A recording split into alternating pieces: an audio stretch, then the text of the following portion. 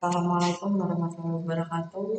Nama saya Marlina Oktaviani. NIM saya 2019 53104. Saya berada di kelas paralel Sistem Informasi. Di sini saya mau mempresentasikan kembali tentang konsep entitas yang ada di dalam database manajemen sistem atau DBMS. Terminologi dari di sini kita akan tahu entity, atribut, data value yang berisikan nilai atau isi data, record atau tuple, dan file. Next, entity itu apa sih? Entity itu adalah orang, tempat, kejadian, atau konsep yang informasinya direkam. Contohnya, entity pada rumah sakit itu berarti ada pasien, ada dokter, ada obat, ada kamar. Entity pada universitas berarti ada mahasiswanya, ada dosen, ada mata kuliah, ada buku. Ini juga ada entity di perusahaan, juga pasti ada pegawainya, ada bendahara, atau ada data-data yang lain. Lanjut ke atribut. Setiap entity itu mempunyai atribut. Nah, atribut di sini adalah sebutan untuk mewakili suatu entity. Contohnya, seorang siswa dapat dilihat dari atributnya, misalnya nama, nomor siswa, alamat, nama orang tua, hobi. Atribut itu data elemen, data file, atau data item. Nah, atribut tuh kayak gimana sih bentuknya nih? Kayak gini, ada database itu ada misalkan nih nama mahasiswanya, tanggal lahir, alamat mahasiswa, sama IPK-nya. Ada keterangan gambarnya entity mahasiswa dengan atribut itu, contohnya nih nama mahasiswa, tanggal lahir, alamat mahasiswa, dan IPK. Data value atau nilai atau isi data. Data value itu adalah data aktual atau informasi yang disimpan pada setiap data elemen atau atribut.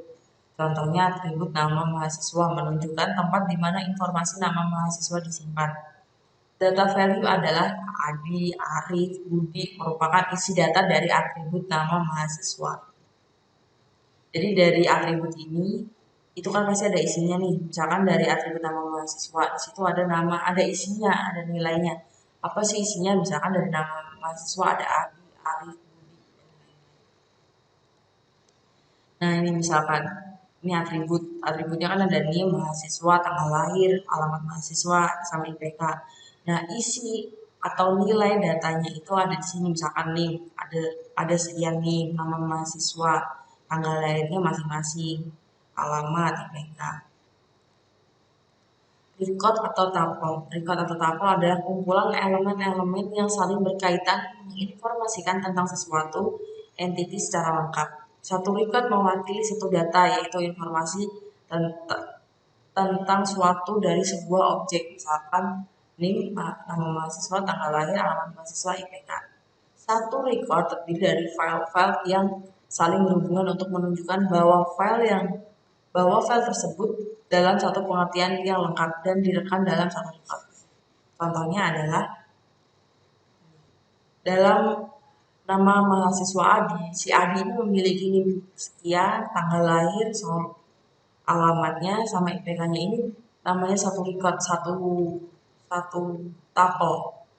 Ini juga berarti kalau ada Adi, ada Arif, ada Budi, berarti ada 3 record.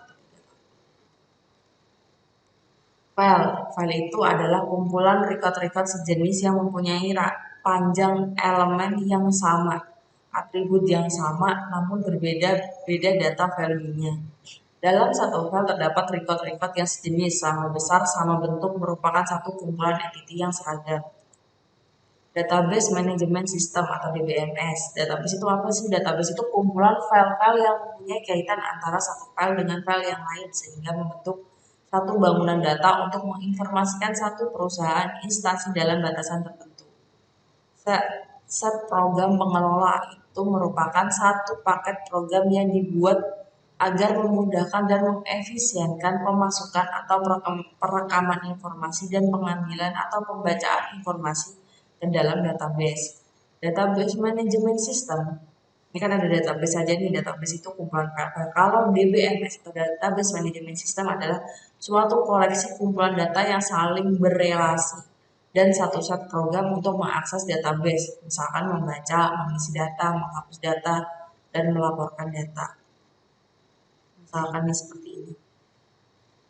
Dari dokter itu dia punya dokter ID sama specialty. Di pasien juga ada pasien number sama nama pasiennya. Apa yang akan dilakukan dari, dari dokter ke pasien ini ada treatmentnya, ada tanggalnya, ada tem, ada hasil dari pemeriksaan pasien. Dari sini ada admitnya. Database digunakan untuk mengatasi masalah seperti redundansi data atau penggandaan, inkonsistensi data, kesulitan pengaksesan data, isolasi data untuk standarisasi, multiple user, banyak pemakai, masalah keamanan security, masalah integrasi kesatuan, masalah data independen atau kebebasan data. Aja redundansi data itu apa, penggandaan.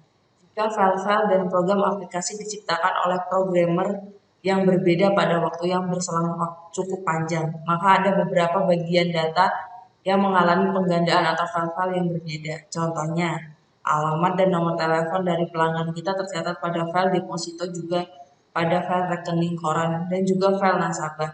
Penyimpanan di beberapa tempat untuk data yang sama ini disebut sebagai redundansi dan mengakibatkan pemborosan ruang penyimpanan dan juga biaya untuk mengakses jadi lebih tinggi.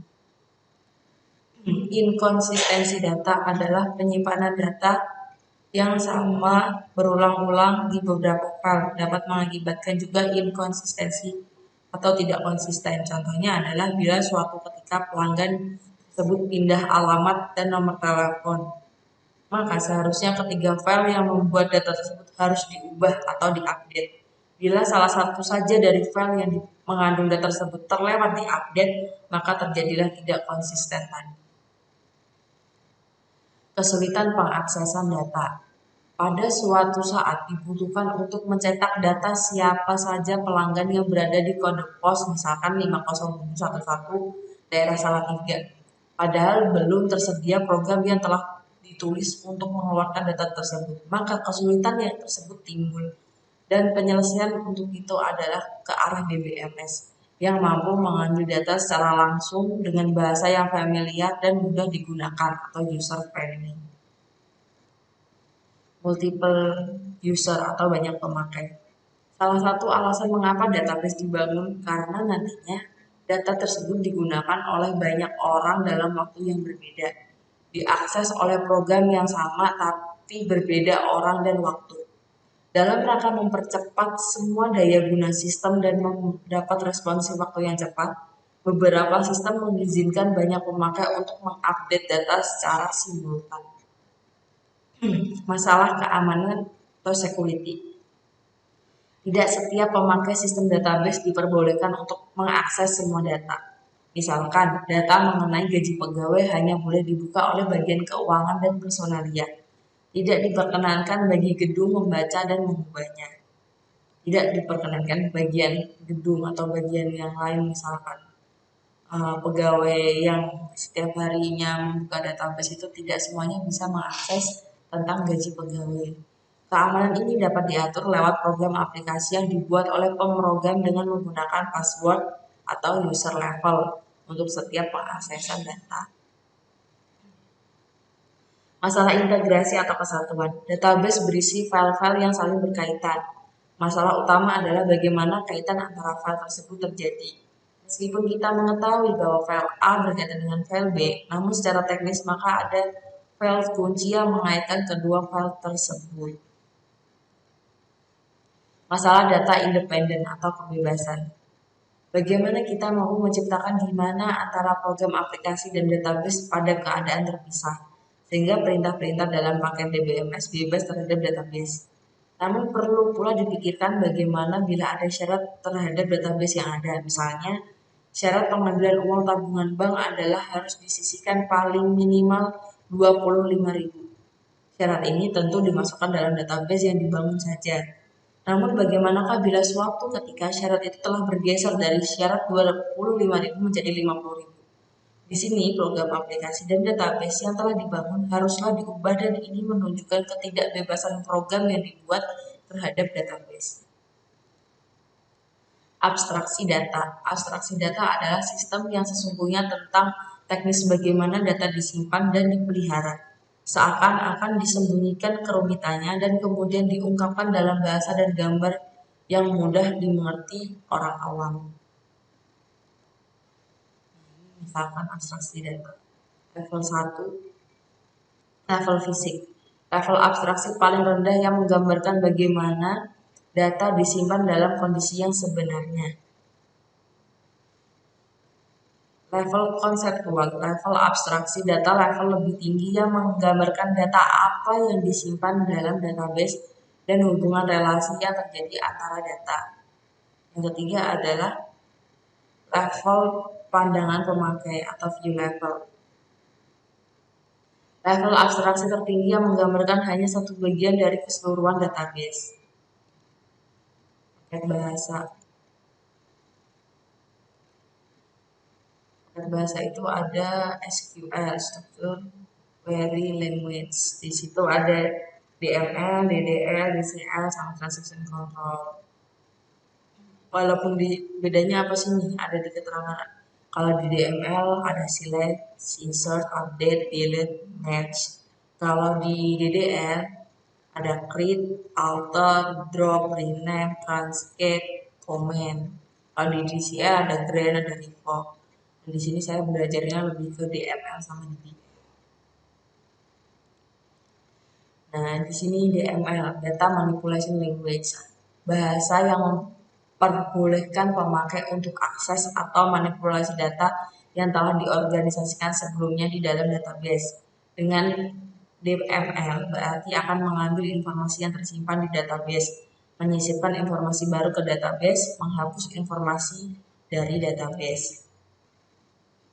Data Manipulation Language secara dasar ada dua tipe DML. Yang pertama prosedural, membutuhkan pemakai untuk menspesifikasikan data apa yang dibutuhkan dan bagaimana untuk mendapatkannya. Yang kedua adalah non-prosedural, membutuhkan pemakai untuk menspesifikasikan data apa yang dibutuhkan tanpa menspesifikasikan bagaimana untuk mendapatkannya.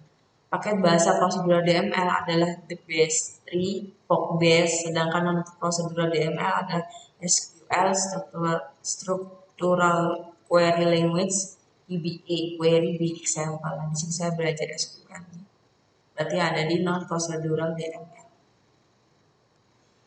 Di dalam DML itu ada namanya query. Apa sih query? Itu adalah pernyataan yang diajukan untuk mengambil informasi. Merupakan bagian DML yang untuk mengambil informasi disebut query language. Contohnya, misalkan kita mau menampilkan nama tabel, jadi kita select in from nama tabel, atau kita mau menambahkan data value isi apa aja, kita klik insert into di nama tabelnya, terus kita isi. Kalau misalkan kita mau update nama tabelnya atau nama mahasiswa, misalkan set nama mahasiswa yang baru di mana kondisinya delete kalau kita mau menghapus suatu kondisi. Kalau di DDL adalah bahasa khusus untuk mendefinisikan pola scheme database. Satu set perintah dalam DDL yang menspesifikasikan suatu terapan yang rinci dari pola database yang biasanya tersembunyi dari user atau pemakai. Perintah dalam DDL adalah create, modify report, modify structure. Nah, di sini saya baru memakai create. Kalau kita mau bikin database, pasti kita akan create database. Kalau modify report sama modify structure belum. Oke, kita lanjut ke penggunaan database. Jadi pengguna database itu ada database manager, database administrator, sama database user. Database manager adalah satu modul program yang menyediakan interface antara penyimpan data low level dalam database dengan satu aplikasi program dan query yang diajukan ke sistem. Kalau database administrator adalah orang yang mempunyai kekuasaan sebagai pusat pengontrolan terhadap seluruh sistem baik data maupun program yang mengakses data. Kalau database user adalah siapapun orang yang bisa mengakses database tersebut. Pemakai database adalah database user adalah program aplikasinya, casual user, naive user, sama specialist user. Program aplikasi. Apa sih program aplikasi? Atau dari sini database user ini di sini ada program aplikasi. adalah profesional komputer yang berinteraksi dengan sistem lewat DML yang dibuat dengan bahasa C, COBOL, dan lainnya.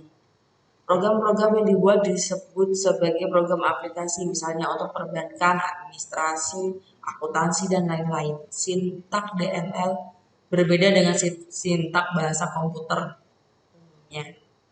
Kalau casual user itu adalah pemakai yang telah berpengalaman berinteraksi dengan sistem tanpa menulis program, tetapi memakai bahasa query. Setiap query akan mengajukan ke query processor yang mengambil dari perintah DML. Kalau naive user adalah pemakai yang tidak berpengalaman berinteraksi dengan sistem tanpa menulis program, tinggal menjalankan satu menu dan memilih proses yang telah ada atau telah dibuat sebelumnya oleh programmer.